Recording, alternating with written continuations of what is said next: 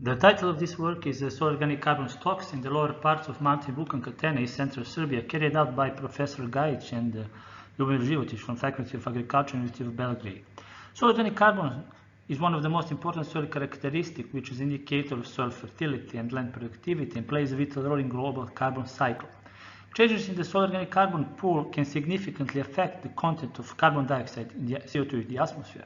Soil organic carbon conservation is an important issue for climate change mitigation, but soil organic carbon results have been broadly used without proper level of measurement accuracy, and the estimates of carbon pools in the organic and inorganic soils need to be revised and improved. This is very important since global soil organic carbon estimates are used elsewhere as a decision supporting information, often in a very simplified manner, where the other soil characteristics are not taken into consideration at all. An insight into difference in soil organic carbon stocks from global soil database and measurements should be elaborated. This work aims to present the difference in soil organic carbon stocks along the foot and two slopes of Mountain Vukan Catena, East Central Serbia. The area is located between 175 and 210 meters above sea level. It has a temperate climate and is located at the contact of foot and two slopes of the Vukan Mountain and alluvial sediments of old river lava bed. Foot and two slopes are uniform at 2 to 5% throughout the great field area. Arable production is more common in the western part of the area, while the eastern parts are used mainly for grazing. The arable soils under crop rotation using conventional plowing to a depth of 20 to 25 centimeters as a means of primary tillage and disking as a means of secondary tillage. The natural grassland vegetation has been used for hay production without tillage. Total of 42 soil profiles were excavated at different elevations within the study area, forming a specific sampling design.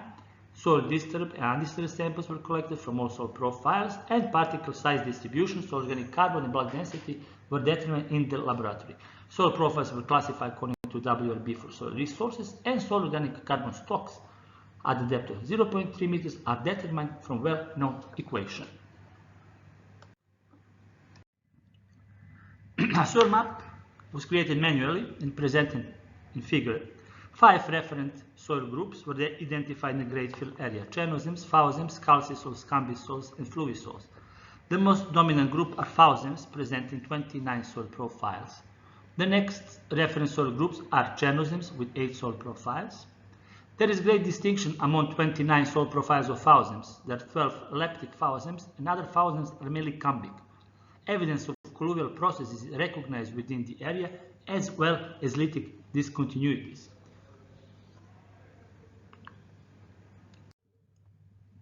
Soil organic carbon stock range extracted from soil grids is between 65 and 72 tons per hectare, whereas soil organic carbon stocks in 42 soil profiles are between 50 and 111 tons per hectare, with an average value of 77.8 tons per hectare.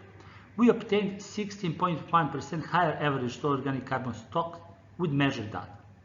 Modeling soil organic carbon stocks amplitude is 7 tons per hectare, whereas the measured soil organic carbon stocks amplitude is 61 tons per hectare. And finally, values in Chernozems and leptic Fauzems are for 30 to 35% higher than the modeled one. In table, you can see the average, minimum and maximum soil organic carbon stocks per reference soil group, as well as the difference of average value and average value of soil grids. This study indicates the importance of examining soil organic carbon stocks at the reference soil group level, taking into consideration soil formation factors. The impact of parent material on soil development is clear for calcic Chernozem, cambic Fauzems, and euthymic cambisols. However, lithic discontinuity was found in the majority of patterns in central and eastern part of the great field area, indicating the impact of landscape. Soil formation processes are also influenced by sheep grazing and agriculture. All of these mentioned factors affect soil organic carbon stocks.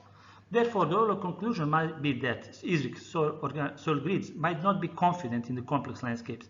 Around 50% differences was found between measured and estimated average values. Soil organic carbon stocks modeling in this area is prone to errors due to the effect of landscape position, parent material, and land use. And finally, this study is a small contribution to soil organic carbon modeling. It should raise consciousness in soil organic carbon modeling activities, since we speak about very important soil biological, chemical, physical, and political characteristics. Thank you.